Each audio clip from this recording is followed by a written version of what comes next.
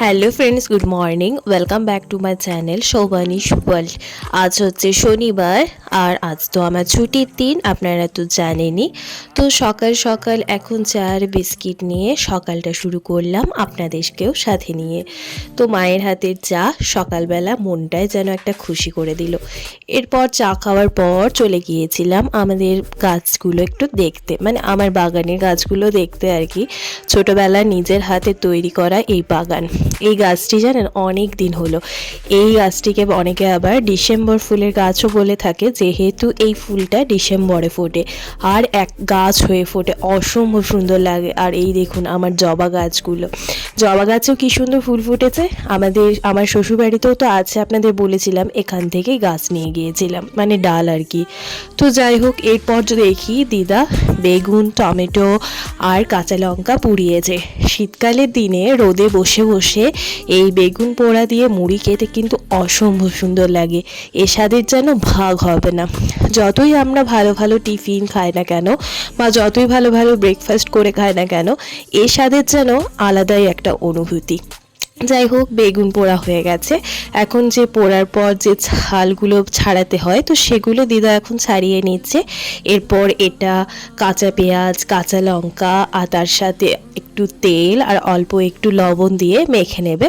তারপরে হবে মুড়ি খাওয়া, জাস্ট জমে ক্ষীর একদম। শীতকালের দিনে মিঠে রোদে বসে এই বেগুন পোড়া, টমেটো পোড়া, লঙ্কা পোড়া দিয়ে মুড়ি, হা হা, যেন কি অপূর্ব স্বাদ, তা বলে বোঝানো যাবে না। যাই হোক, ওদিকে দিদার মুড়ি খাওয়ার জন্য সমস্ত কিছু রেডি, আর এদিকে আমি নিয়ে নিচ্ছি জল। চলুন, এবার আর তর্স হয়েছে না, মুড়িটা আমি খেয়েই আসি। আচ্ছা, তো আমার ব্রেকফাস্টটা কমপ্লিট, এখন চলে এসেছি একটু রান্না করার জন্য। তো আজকে হবে আমাদের চিকেন দিয়ে একটা সুন্দর পাতলা ঝোল। তার জন্য এখানে চিকেন নিয়ে নিয়েছি আমি 800 গ্রাম মতো, আর এখানে রয়েছে পেঁয়াজ, আদা, রসুন, কাঁচা লঙ্কা। তো এগুলো এখন একটা স্মুথ পেস্ট বানাবো। এই যে হয়ে গেছে স্মুথ পেস্ট, আর এটা এখন ম্যারিনেশন করে রেখে দেব মোটামুটি ওই 30 থেকে 40 মিনিটের জন্য। আর হাতে সময় যদি না থাকে তাহলে সঙ্গে সঙ্গে ম্যারিনেশন করে ওই পেঁয়াজগুলো ভাজতে ভাজতে আর যতটুকু সময় রাখা যাবে ততটুকুই রেখে দেবেন, তাতেও কিন্তু ভালো হয়, মন্দ হয় না। যাই হোক, এদিকে আমি এখন সমস্ত মশলা একে একে দিয়ে দিলাম, যেমন ওই লবণ, হলুদ, জিরে গুঁড়ো, ধনে গুঁড়ো, মিট মশলা আর কাঁচা সর্ষের তেল, আর তার সাথে এই আদা রসুন পেঁয়াজের যে একটা স্মুথ পেস্ট বানালাম, সেই পেস্টটা সমস্ত কিছু দিয়েই আমি এখন ম্যারিনেশন করে রেখে দেব। তারপর আমি চলে যাব স্নান করতে। এর সাথে বলে রাখি, এই আমি মুরগির মাংসের ঝোলের সাথে কয়েকটা পেঁপে আর কয়েকটা আলু টুকরো দিচ্ছি, তাহলে মাংসটাও তাড়াতাড়ি সেদ্ধ হবে আর ঝোলটাও অনেক উপকারী হবে। এর সাথে বলে রাখি, বাড়িতে যদি কোনো পেশেন্ট বা কোনো বাচ্চা বা কারোর যদি সর্দি ঠান্ডা লেগে থাকে, তাহলেও কিন্তু এই ঝোলটা প্রচুর উপকার হয়। আর এর সাথে একটু গোলমরিচের গুঁড়ো মিশিয়ে দিলেই হবে, বা মশলা পেস্ট করার সময় গোলমরিচের কয়েকটা দানা পেস্ট করে নিয়েও যদি ঝোলের সাথে মিশিয়ে দেন, তাহলেও কিন্তু অনেক উপকার হয়। আমার এখানে জিরে ধনে গুঁড়োর সাথে গোলমরিচ মেশানো ছিল, মানে পেস্ট করা আছে, তাই আমি আলাদা করে আর মেশালাম না। দিয়ে চিকেনটা ম্যারিনেট করে রেখে দিলাম থাক, আর আমি ততক্ষণ স্নানটা করে নিই। বেলা হয়ে গেছে অনেকটা, মোটামুটি 12টা পেরিয়ে গেছে সময়। তো আমি এখন যাব স্নান করতে। স্নান কমপ্লিট করে আমি চিকেনটা বসাবো, ততক্ষণে দিদা ওদিকে ভাত, আলু সেদ্ধ এগুলো করে নিই। আজকে আর তেমন কিছু সবজি খাবার ইচ্ছেই করছে না, আজকে শুধু ভাত, চিকেন আর তার সাথে একটু আলু মাখা, ব্যাস, আর কিছু খাবো না। তো এই হবে রান্না মোটামুটি। তো দিদা ওদিকে রান্না বাকিগুলো করছে, করে নিই। আমি ওদিকে চিকেনটা ম্যারিনেশন করে রেখে দিলাম, এখন আমি স্নান করতে করতে ম্যারিনেশন হয়ে যাবে, তারপর চিকেনটা আমি রান্না করব। তো চলুন, এখনকার মতো এইটুকুই। আচ্ছা, তো চলে এসেছি আমি স্নান করার পর রান্নাঘরে। অনেকটা সময় পেরিয়ে গেছিলো, তাই আর ভিডিওটা অন করার কথা মনেই ছিল না।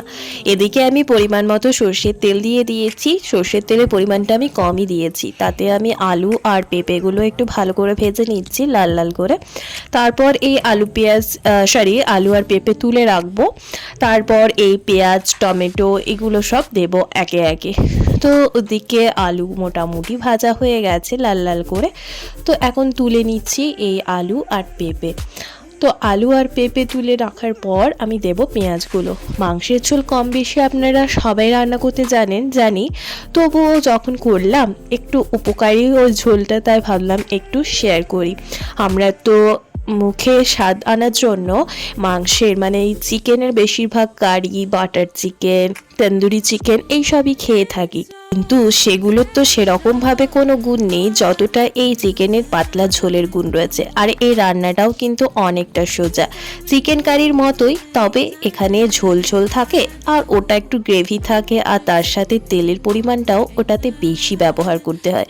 আমার চ্যানেলে আছে কিন্তু চিকেন কারি, পাঞ্জাবি স্টাইলের চিকেন কারি রেসিপি, আপনারা চাইলে চেক আউট করে নিতে পারেন। আর আমি ডেসক্রিপশন বক্সে অবশ্যই যদি পারি লিঙ্কগুলো শেয়ার করে রাখবো। চলুন গল্প করতে করতে দেখুন পেঁয়াজগুলো বেশ বাদামি বাদামি করে ভেজে নিয়েছি। আর হ্যাঁ, আমি একটু চিনিও অ্যাড করেছিলাম, আপনারা চাইলে স্কিপ করতে পারেন। চিনি দেওয়ার ফলে কিন্তু ঝোলের কালারটা দেখি ভালো আসে। আর আপনারা চাইলে Kashmiri red chilli powder use করতে পারেন কালারের জন্য, তবে যেহেতু আমি এটা একটু স্পেশালভাবে বানাচ্ছি, স্পেশাল মানে যদি কোনো অসুস্থ মানুষ থাকে তার জন্য বা কোনো বাচ্চাদেরকে খাওয়াতে চান তার জন্য কিন্তু এইরকমভাবে বানাতে পারেন, তাহলে কিন্তু লাল কাশ্মীরির যে পাউডার রয়েছে চিলি পাউডার সেটা কিন্তু অ্যাভয়েড করাই বেটার, কারণ ওইগুলো সেভাবে তো ভালো না, তার থেকে ভালো কাঁচা লঙ্কা বেটে খাওয়ানো। যাই হোক, এদিকে গল্প করতে করতে আমি পেঁয়াজগুলো ভালোভাবে ভেজে দিয়ে দিলাম চিকেনটা, আর তার সাথে দিয়ে দিলাম এদিকে জলটা গরম করার জন্য। এদিকে চিকেনটা কষাতে থাকি আর ওদিকে ততক্ষণে জলটা গরম হতে থাক।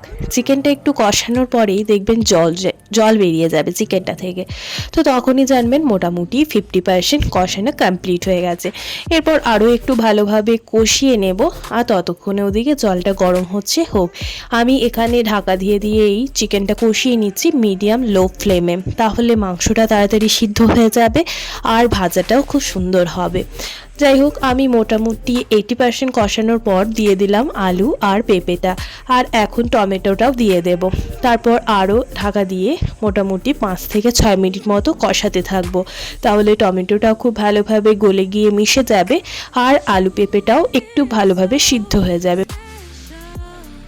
আচ্ছা, তো আমার কষানো মোটামুটি কমপ্লিট, ভেজে নিয়েছি ভালোভাবে। এই কষানো মাংস কিন্তু খেতে অসম্ভব সুন্দর লাগে। আমরা ছোটোবেলায় মা যখন মাংস রান্না করতো তখন একটা বাটি নিয়ে হাজির হয়ে যেতাম কষানো মাংস খাওয়ার জন্য, আর এখন নিজেই রান্না করছি। যবের থেকে আমি রান্না শিখে গেছি চিকেনে, তবের থেকে মা আর চিকেনে রান্নাই করে না। যাই হোক, আমি বাটিতে কয়েকটা তুলে রাখলাম একটু ভাজা খাওয়ার জন্য, মানে কষানো চিকেন খাওয়ার জন্য। তারপর ঢাকা দিয়ে দিয়েছিলাম মোটামুটি 6 থেকে 8 মিনিট ফোটার পর ফিরে এলাম। এদিকে দেখুন ঝোলটা মোটামুটি প্রায় রেডি, আর আলু পেঁপে খুব ভালোভাবেই সিদ্ধ হয়ে গেছে, চেক করে নিলাম যদিও একবার। আর আমি যেহেতু মিট মশলাটা ওই ম্যারিনেশনের সময় দিয়ে দিয়েছিলাম, তাই এখন আর দিলাম না। আপনারা যদি ম্যারিনেশনের সময় মিট মশলাটা না দেন তাহলে কিন্তু এই সময়ও দিতে পারেন।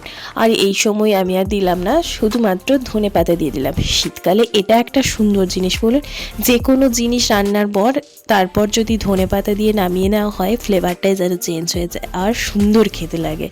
চলুন, ওদিকে ঝোল তো কমপ্লিট, আর এদিকে নিয়ে নিয়েছি আলু, আর তার সাথে আলু মাখা করার জন্য নিয়ে নিয়েছি পেঁয়াজ ভাজা, আর নিয়ে নিচ্ছি গোটা জিরে, কাঁচা গোটা জিরে ভেজে নিয়েছি, একটা শুকনো লঙ্কা আর লবণ আর একটু আচারের তেল, একটু ভালোভাবে মেখে খেতে ইচ্ছে করলো আর কি।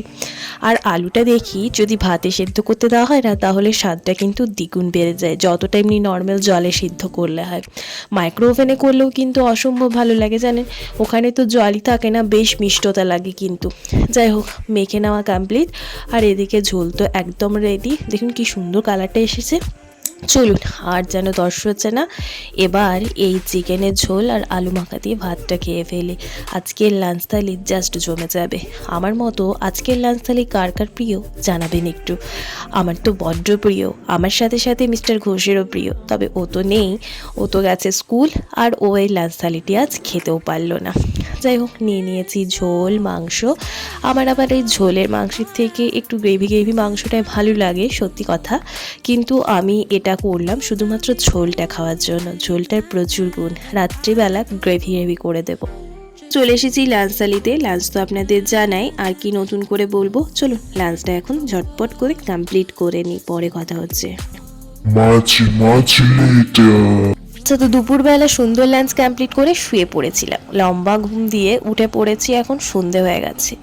তো সন্ধ্যের পর আমি এখন বসেছি আতা নিয়ে। আপনারা তো জানেনই মা আতা এনেছিল, তো তখন সেটা কাঁচা ছিল। তো দুদিন ঢাকা দিয়ে রেখে দেওয়ার পর সুন্দর পেকে গিয়েছে। এই দেখুন আতাটা কি সুন্দর পেকেছে, সুন্দরভাবে কিন্তু ভেঙে যাচ্ছে। আর এই আতার স্বাদ কিন্তু মানে মারাত্মক স্বাদ হয়। আমি কিন্তু অনেক বড় বয়সেই খেয়েছি আতা মোটামুটি।